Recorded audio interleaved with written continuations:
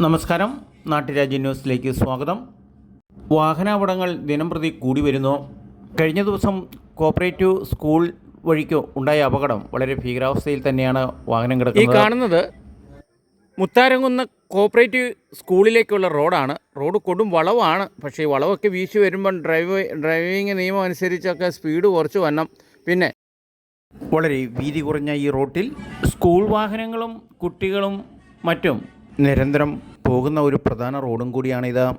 ഈ അപകടമുണ്ടായിരിക്കുന്നത് 2 ദിവസം മുമ്പ് ഒരു വാഹനത്തിന് സൈഡ് കൊടുത്ത ഓട്ടോറിക്ഷയാണ്.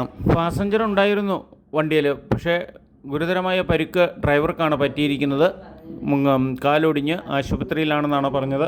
കുറച്ച് സ്പീഡിലായിരിക്കും, അല്ലെങ്കിൽ ഈ അപകടം ഉണ്ടാവില്ല. മറ്റു വാഹനം വന്നപ്പം സൈഡ് കൊടുത്തപ്പം കിട്ടിയില്ല.